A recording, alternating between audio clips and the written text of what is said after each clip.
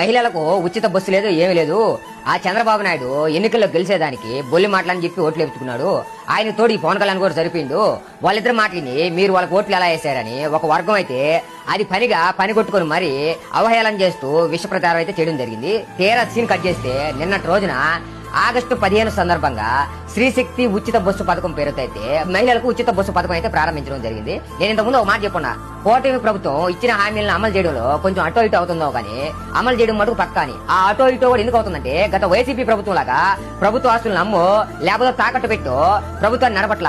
ఒక పక్క సంపాదన సృష్టిస్తూ మరొక పక్క ఇచ్చిన హామీలు నెరవేరుస్తున్న ఏకైక ప్రభుత్వం ఎన్డీఏ కూటమి ప్రభుత్వం ఈ సందర్భంగా తెలియజేసుకుంటూ, వాస్తవానికి మహిళలకు ఉచిత బస్సు పథకం చాలా వ్యయ ప్రయాసాలతో కూడినప్పటికీ ఇచ్చిన మాట ప్రకారమే అసాధ్యాన్ని సుసాధ్యం చేస్తూ ప్రభుత్వాన్ని నడుపుతున్న ఏకైక ప్రభుత్వం ఎన్డీఏ కూటమి ప్రభుత్వాన్ని ఈ సందర్భంగా గర్వంగా తెలియజేసుకుంటూ, ఇది మంచి ప్రభుత్వం, ఇచ్చిన మాట నిలబెట్టుకునే ప్రభుత్వం మరొకసారి ప్రజలందరికీ విన్నవించుకుంటూ జై జనసేన, జై హింద్, జై భీమ్ అండ్ థ్యాంక్ యూ.